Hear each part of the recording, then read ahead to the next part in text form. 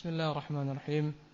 الحمد لله رب العالمين، وبه نستعين على أمور الدنيا والدين، ونصلي ونسلم على عبده ورسوله محمد وعلى آله وأصحابه أجمعين. أما بعد، من يقرأ؟ تفضل. Siapa yang baca? Tafadhal.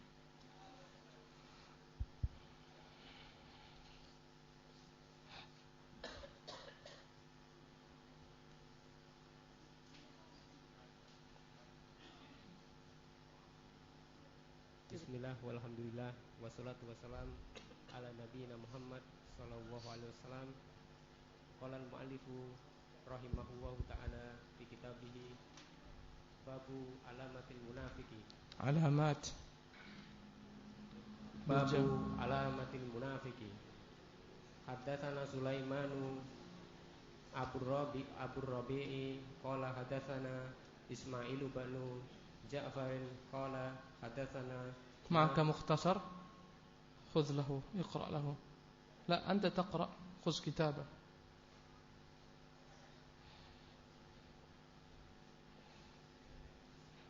باب علامات المنافق.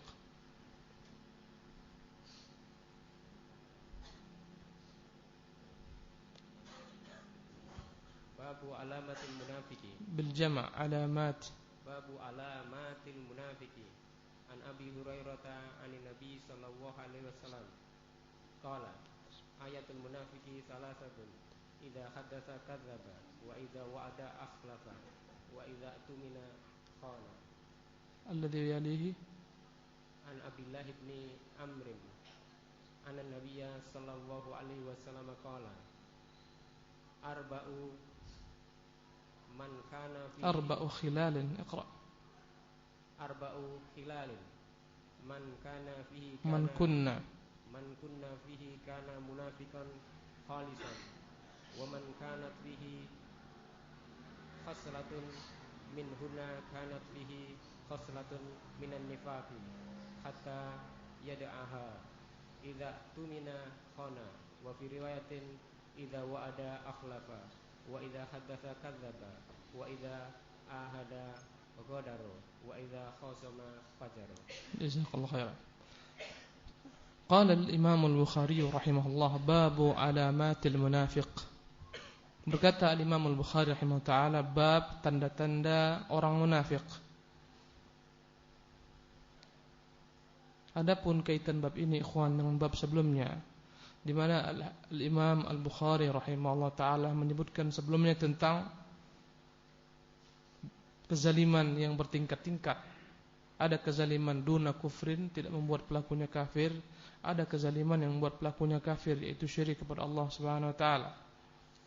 Kemudian ikhwan rahimanillah wa iyyakum ajma'in, maka pada bab ini dia menjelaskan bahwasanya ada pula kemunafikan yang disebutkan dalam agama adalah merupakan ciri-ciri kemunafikan, tetapi kemunafikan ini tidaklah pula mengeluarkan seorang yang daripada iman, dan ini menunjukkan an-nifaqu darajat.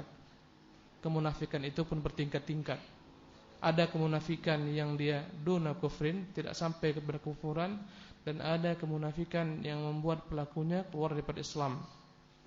Adapun kaitan bab ini dengan kitabul iman, siapa yang bisa? Apa kaitannya bab ini dengan kitabul iman? Fadhal. Apa kaitan bab ini dengan kitabul iman?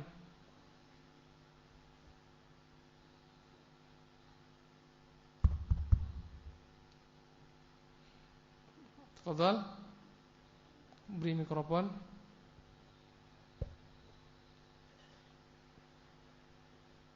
Munafikan termasuk amalan hati. Jadi ya termasuk dalam amalan.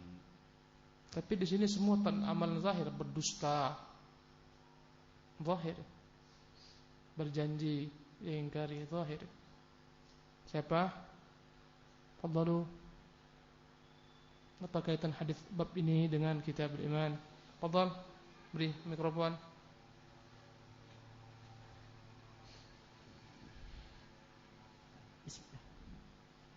Munafik itu termasuk niat dalam hati.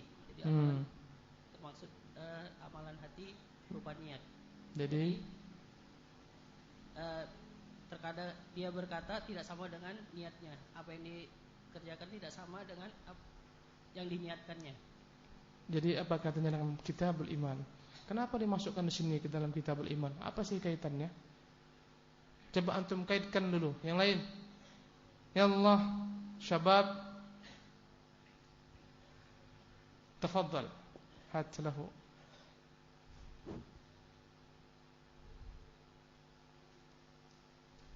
Karena dengan kemunafikan dapat menurunkan iman. Sebab kemunafikan termasuk bagian dari dosa. Kemunafikan dapat menggugurkan iman. Kemunafikan i'tiqad. Kemudian karena kemunafikan bagian dari dosa. kalau andai kata kemunafikan sifatnya amali, berdusta dan seterusnya, gugur enggak imannya? Tidak gugur. Jadi berkurang. kaitannya dengan Kitabul Iman. Yazidu wa yanqus. Ahsant. Al-imanu yazidu wa yanqus. Ahlus sunnah mengatakan iman bertambah dan berkurang. Dan kita telah menyebutkan banyak sekali cabang-cabang keimanan yang menambah iman. Dan kita pun telah menyebutkan beberapa bentuk cabang-cabang kemaksiatan yang akan mengurangi iman. Dan iman akan berkurang sampai habis daripada akar-akarnya tercabut. Dan kemunafikan itu bertingkat-tingkat. Ada kemunafikan yang benar-benar membuat pelakunya keluar daripada Islam. Dan ada munafikan yang di bawah daripada itu tidak membuat pelakunya keluar daripada Islam. Dan kemunafikan adalah hal-hal yang mengurangi iman, bahkan sampai dapat menggugurkan iman. Kalaulah demikian ikhwan, bab ini sangatlah relevan dengan mazhab Ahlus Sunnah wal Jamaah bahwasanya pertama, iman bertambah dan berkurang. Dengan berbagai macam ragam perbuatan-perbuatan yang kita akan bahas digolongkan ke dalam tindakan-tindakan kemunafikan, menunjukkan seseorang ketika melakukan perbuatan-perbuatan ini seperti berdusta, ketika berbicara, mengingkari janji dan seterusnya, akan mengurangi imannya. Maka iman dapat berkurang. Sebagaimana seseorang jika meninggalkan semua cabang-cabang kemunafikan ini akan sempurna imannya. Dan ini menunjukkan sahnya mazhab Ahlussunnah Jamaah bahwasanya iman yazidu wa yanqus, bertambah dan berkurang. Bertambah dengan ketaatan dan berkurang dengan kemaksiatan. Dan di antara jenis kemaksiatan adalah kemunafikan secara umum. Dan an-nifaq, ikhwan, an-nifaq secara bahasa artinya adalah menampilkan apa-apa yang zahir berbeda dengan apa-apa yang dalam batin. Luarnya tidak sama dengan di dalam. Dari kata-kata nafaq ada sejenis binatang, orang Arab mengetahui binatang ini, jika dia masuk ke dalam lubang, dicari di sini, keluar di sana, dicari di sana, keluar di sana. Seolah-olah orang munafik begitu lihainya bersembunyi di bawah kemunafikannya. Dia tampakkan yang baik-baik, yang bagus-bagus, dia sembunyikan kejelekan. Ketika dengan A, dia seolah-olah bersama A. Ketika dengan B, dia seolah-olah bersama B. Maka nifaq, yakni menampilkan tampilan zahir tidak sama dengan apa-apa yang dalam batinnya. Inilah kemunafikan. Andai kata ini berkaitan dengan i'tiqad, maka hukumnya kafirun, kharijan minal millah. Menampakkan ciri-ciri keislaman dalam hatinya, meyakini kekufuran, ini keluar daripada Islam. Ya, andai kata tampilan luarnya berbeda dengan batin, berkaitan dengan i'tiqad, i'tiqadnya adalah menyimpan kekufuran, kebencian kepada Islam. Tidak percaya dengan Nabi sallallahu alaihi wasallam, mendustakan beliau, kafir kepada beliau dalamnya. Adapun luarnya menampakkan seolah-olah dia berislam, beriman dan seterusnya. Maka ini ikhwan, hukumnya adalah kafirun, kafir. Dan hukumnya mereka adalah ahlun nar, mukhalladun fiha, kekal di neraka selama-lamanya. Dan merekalah yang dikatakan orang terendah di neraka, sebagaimana Allah katakan, innal munafiqina fid darkil asfali minan nar. Sungguhnya orang-orang munafik di tempat terendah daripada neraka.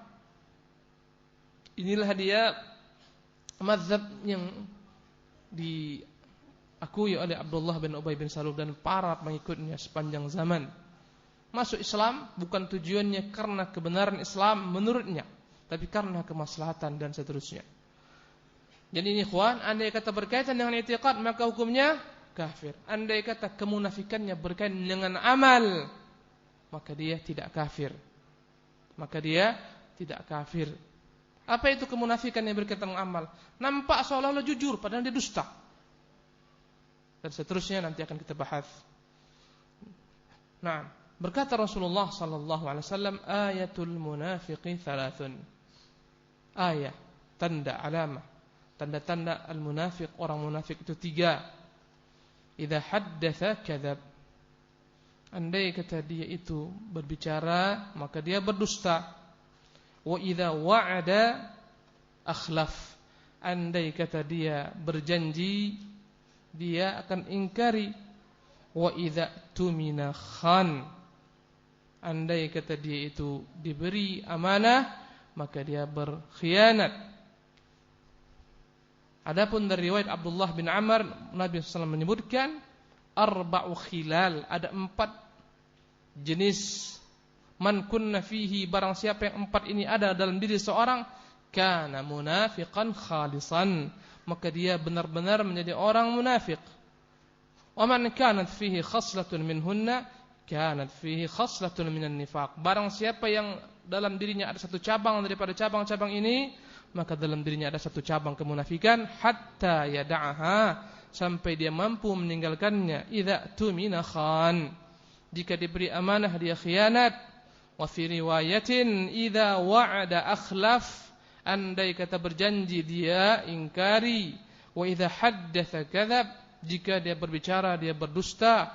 Wa idza ahada ghadar, andai kata dia mengikat kesepakatan, ghadar, dia membatalkan, dia berkhianat. Wa idza khasama fajar, andai kata dia berdebat, maka dia fajar, berbuat kezaliman di dalam perdebatan. Nanti kita akan jelaskan rinciannya, ikhwan rahimakumullah. Jadi pada hadis yang pertama ini Rasulullah menyebutkan ada 3 tanda-tanda kemunafikan. Ada 3 tanda-tanda kemunafikan. Sementara pada hadis berikutnya ada 4 tanda-tanda kemunafikan. Dan hadis ini ikhwan rahimakumullah adalah hadis yang muskil bagi sebagian ulama, mengatakan kenapa di awal 3 kemudian datang berikutnya 4. Sebagian mengatakan boleh saja Rasulullah SAW menyebutkan 3 ini pada satu kondisi, kemudian datang wahyu menambahkan satu lainnya. Tetapi yang benar ikhwan rahimakumullah, sesungguhnya inilah 3 cabang kemunafikan yang darinya semua kemunafikan bersumber dan berakar. Adapun wa idza khasam fajar, andai kata dia khasama, berdebat, fajara, maka dia berkilah untuk menolak kebenaran. Ya, dia berkilah membalikkan yang hak menjadi batil. Ini masuk ke dalam kadzib, dusta. Untuk menolak kebenaran, bagian daripada kadzib, dusta. Maka hadis yang berikut ini yang 4 sebenarnya juga 3 saja dia. Adapun ungkapan Nabi wa idza khasama fajar, andai kata dia itu berdebat, fajar, berkata Al-Hafidz Ibnu Hajar, al-fujur al-mailu 'anil haqq wal ihtiyal fi raddihi. Al-fujur adalah al-mailu 'anil haqq, condong untuk tidak berbuat kebenaran, wal ihtiyal fi raddi, berupaya untuk menolak kebenaran dengan segala macam cara. Ya, berdebat bukan untuk mencari kebenaran, berdebat untuk hawa nafsunya, berdebat untuk membantah lawannya, mengalahkan lawannya, walau dengan apapun cara yang dia buat. Dan ini masuk ke dalam apa tadi? Dusta. Dan Al-Hafidz Ibnu Hajar rahimahullah taala menyebutkan, kenapa cuma 3 hal? Kata beliau, karena semua Islam kembali kepada 3 hal: perkataan, perbuatan, dan niat, amal hati. Perkataan, perbuatan, amalan hati. Ya. Dan dalam 3 hal ini ikhwan terdapat semuanya. Pertama, idza haddatsa kadzab. Andai kata dia berdusta, andai kata dia berkata, maka dia berdusta. Ini menunjukkan rusaknya apanya? Lisan. Seluruh amal Islam ikhwan, apapun juga antum lihat, dibangun atas 3 hal: perkataan, perbuatan, i'tiqad. Dan itulah iman. Dan dalam hadis ini Rasulullah mengumpulkan 3 hal. Pertama yang berkaitan dengan perkataan. Ya, orang yang jujur sempurna imannya. Andai kata orang berdusta, rusak imannya. Apanya rusak? Lisan. Amalan lisannya rusak. Kemudian yang kedua ikhwan, kata Rasulullah sallallahu alaihi wasallam, wa idza tumina khan. Andai kata dia diberi amanah, dia berkhianat. Ini menunjukkan rusaknya amal. Diberi jabatan, dia selewengkan, korupsi. Diberi amanah untuk jalankan usaha, dia selewengkan. Apapun amanah diberikan kepadanya, dia selewengkan, menunjukkan rusaknya amalannya. Apanya rusak? Amalannya. Yang ketiga sisanya apa? I'tiqad. Itu ada pada ucapan Nabi, wa idza wa'ada akhlaf. Andai kata dia wa'ada, berjanji, akhlaf. Dia berniat untuk mengingkari janjinya. Maka ikhwan rahimakumullah, yang tercela sebagaimana dikatakan Al-Hafidz Ibnu Hajar Taala dalam syarahnya adalah orang-orang yang berjanji dengan niat dia akan mengingkari janjinya. Adapun orang yang berupaya untuk mengamalkan janjinya, menepati janjinya, namun tidak terwujud karena berbagai hal, ini tidak termasuk ke dalam cela.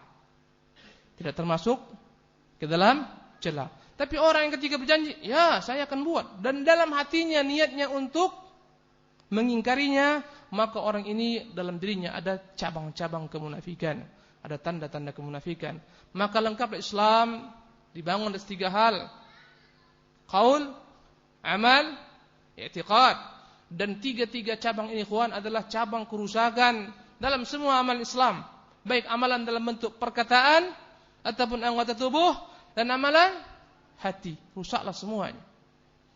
Jadi ikhwan rahimakumullah, kata Rasulullah, ayatul munafiqi thalath, tanda-tanda orang munafik 3.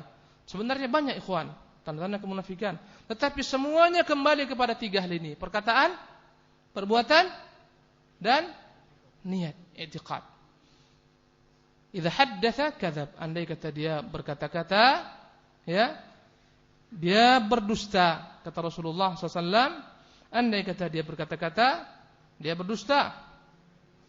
Ya, maksudnya ikhwan, berdusta untuk kebatilan, untuk kejelekan. Berkata Al-Hafidz Ibnu Hajar rahimahullah, wa ammal kadzib la'allahu hadatsa an 'aishin lahu salifun atau salaf fabalagh fi wasfihi fahadha la yadur. Andai kata seorang terkadang menceritakan tentang pengalamannya, tentang kehidupannya, dan dia mubalagh, dia menambah-nambahkan perkataan, menambah-nambahkan ceritanya, hadza la yadur, ini tidak dihitung dusta. Tetapi ikhwan rahimakumullah, wa inna ma yadur man haddatha an syai'i bi khilafi ma alaihi qasidan al-kadzib. Yang tercela adalah orang yang berbicara tentang sesuatu yang berbeda dengan realita, kenyataan, dan dia tujuannya benar-benar untuk berdusta. Qasidan al-kadzib, berselisih dengan apa yang dia katakan. Terkadang ikhwan dalam kehidupan sehari-hari kita mujamalah. Ya. Bagaimana akhi? Atau makan enggak? Alhamdulillah saya udah kenyang. Padahal lapar, tapi dia apa? Mujamalah artinya dia mungkin segan segala macam, mungkin dilihatnya makanannya kurang. Ah, labas, saya kenyang. Hadza la yadur. Ini enggak bahaya. Ya, sebagaimana ungkapan seorang suami kepada istrinya, ya, untuk menyenangkan istrinya, Masya Allah, bagus sekali baju kau beli ini, Dek. Bagus sekali. Dan matinya, second pula kau belikan untuk abang. La yadur, enggak bahaya. Gimana Mas makanannya? Masya Allah, mumtaz. Dalam hatinya, kok pasin kali kawan nih. La yadur, enggak berbahaya. Ya, hal seperti ini enggak berbahaya, ikhwan rahimakumullah. Tidak membahayakan. Ya, adapun yang yadur, yang benar adalah apa-apa yang diucapkan menyelisih kenyataan realitas sebenarnya, dan memang tujuannya adalah kejelekan. Ya, ikhwan rahimakumullah. Ya. Naam. Adapun yang disebut dengan wa idza wa'ada akhlaf, jika berjanji dia ingkari, yakni berjanji dalam hal kebaikan. Ini yang tercela. Andai kata berjanji untuk kemaksiatan, dianjurkan untuk ditinggalkan. Janji nanti malam kita zina, dianjurkan untuk ditinggalkan. Ya. Janji nanti malam untuk buat makar, buat tipu daya, dianjurkan untuk ditinggalkan. Ya. Bahkan boleh jadi menjadi wajib hukumnya andai kata tidak ada kerusakan, tapi andai kata ada kerusakan membatalkan janji ini maksiat. Tapi andai kata dibatalkan muncul kemaksiatan lebih besar, yustahab, dianjurkan saja untuk ditinggalkan. Tapi andai kata enggak ada kerusakan, wajib ditinggalkan. Ya, dan di dalam perkara kebaikan. Nah, ikhwan. Jadi ikhwan rahimakumullah, ya.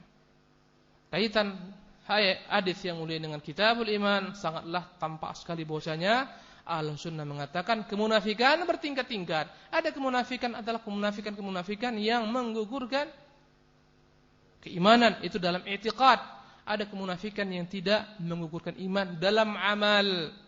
Kemudian ikhwan rahimakumullah, dalam hadis berikutnya arba'u khilal, ada 4 jenis yang dalam diri seorang kana munafiqan khalisan, terkumpul dalam dirinya resmi menjadi orang munafik sejati. Berkata Imam Nawawi rahimahullah, hadzal hadits muskil. Hadis ini ada muskilah, ya, dalam memahaminya. Kenapa? Anda yang kata terkumpul 4 hal ini, bicara berdusta, janji dia tidak tepati, diberi amanah dia khianat, berdebat dia fajar, berarti dia menjadi munafik yang murni. Apakah maksudnya keluar daripada Islam? Sementara ini semua adalah merupakan kemunafikan dalam bentuk amal. Ya, sebagian mengatakan ini adalah majaz. Karena terus-menerus dia berbuat seperti ini menjadi kebiasaannya, seolah-olah dia enggak ada bedanya dengan orang munafik. Seolah-olah dia tidak ada bedanya dengan orang munafik. Karena beginilah orang munafik. Ya. Seolah-olah tidak ada bedanya dengan orang munafik. Namun ikhwan, yang dibenarkan Al-Hafidz Ibnu Hajar dan itu yang dipilih oleh Al-Imam Al-Khattabi, bahwasanya maksud kana munafiqan khalisan, benar-benar sempurna kemunafikannya dalam amal, bukan dalam i'tiqad. Sebagaimana Umar radhiyallahu taala anhu bertanya kepada Hudzaifah tentang nama orang-orang munafik, berkata Umar radhiyallahu taala anhu,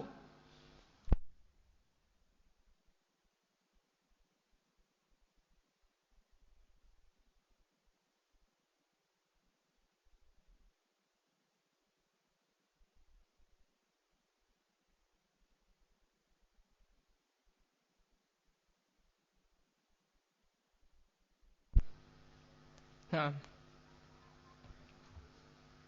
Umar radhiyallahu taala anhu berkata kepada Hudzaifah, hal ta'lamu fiyya syai'an minan nifaq? Karena Rasulullah menyebutkan nama orang-orang munafik di telinga Hudzaifah. Berkata Umar, ya Hudzaifah, apakah engkau mengetahui dalam diriku ini ada kemunafikan? Demi Allah ikhwan, mustahil maksud Umar kemunafikan i'tiqad, mustahil. Kufur dengannya mustahil. Tapi maksud Umar kemunafikan amal. Apakah dalam hal ta'lamu fi, apakah engkau tahu dalam diriku ini ada syai'an, sesuatu daripada kemunafikan? Kemunafikan apa? Amal. Mustahil Umar beranggapan dalam dirinya ada kemunafikan i'tiqad, gugur keislamannya, mustahil. Wallahu taala alam. Demikian pula riwayat-riwayat lain ikhwan tentang para tabi'in yang mengatakan kudapati 70 orang sahabat, semua mereka takut dihinggapi kemunafikan dalam hal amal, bukan kekufuran. Mustahil. Mustahil kemunafikan dalam bentuk i'tiqad, dia menunjukkan kecintaan kepada Islam, dalamnya benci, mustahil. Jadi makna munafiqan khalisan, yakni benar-benar menjadi orang munafik dalam hal amal, dan dengan ini tidak dia keluar daripada Islam. Walaupun terkumpul padanya 4 hal ini, dia tidak keluar daripada Islam. Walaupun dia dikatakan munafik yang murni, maksudnya adalah munafik amal, bukan munafik i'tiqad. Naam, kita lanjutkan hadis berikutnya. Fadhal, iqra.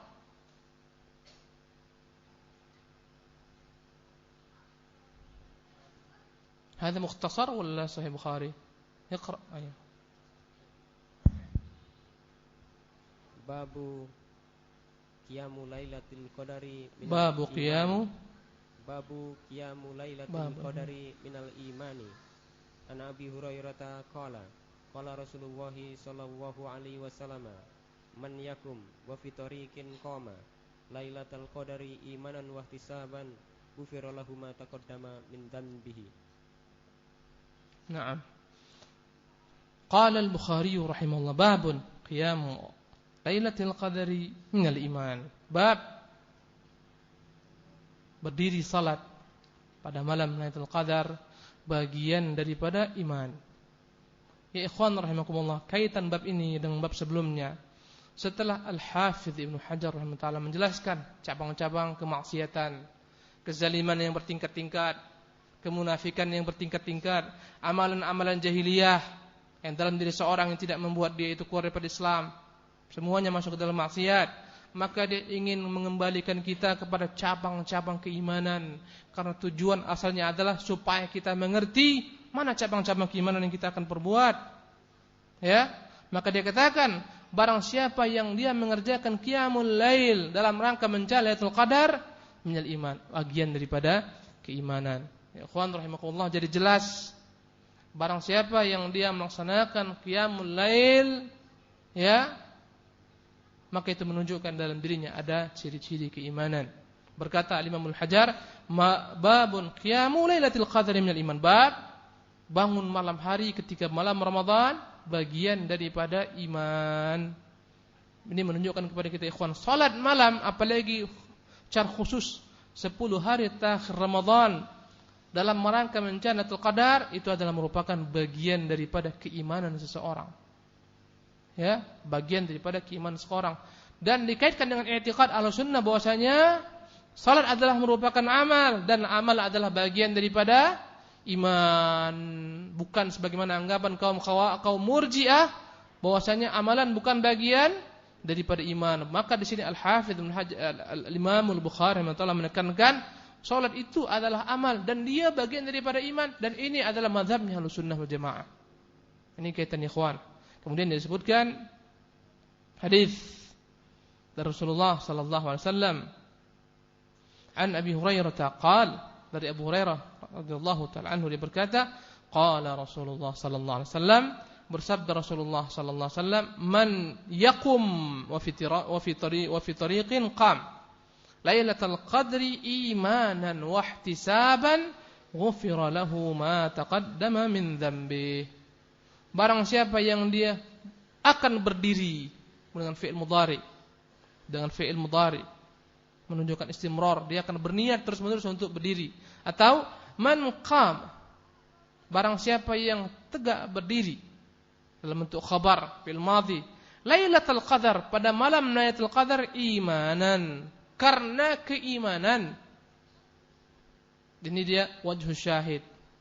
Dia berdiri Lailatul Qadar karena iman, bukan karena ikut-ikutan, bukan karena ingin lihat orang ramai dan seterusnya, karena panggilan iman, wahtisaban, karena mencari ganjaran pahala, ghufira lahu ma taqaddama min dzambi, maka akan diampunkan untuknya ma taqaddam, apa-apa yang telah lampau daripada dosa-dosanya. Maka ikhwan rahimakumullah, maka kaitan hadis ini dengan kitabul iman menunjukkan kepada kita bahwasanya amalan adalah bagian daripada iman, dan di antara cabang-cabang keimanan yang dengannya akan bertambah iman seorang adalah mengerjakan salat malam. Dan antum melihat sendiri ikhwan, bagaimana iman orang-orang beriman bertambah ketika Ramadan dengan salat malam, qiyamul lail, dengan berpuasa, dan iman akan bertambah-tambah ikhwan dengan kebaikan-kebaikan yang diperbuat seorang. Semakin banyak dia berbuat kebaikan, semakin bertambah-tambah imannya. Aqulu qawli hadza wa astaghfirullah li wa lakum wa atubu ilaih. Wa sallallahu wasallam ala nabiyyina Muhammadin. Cukupkan sampai di sini. Insyaallah kita akan lanjutkan pada kesempatan yang lain. Ya, karena saya mungkin akan ngisi lagi di atas. Assalamualaikum warahmatullahi wabarakatuh.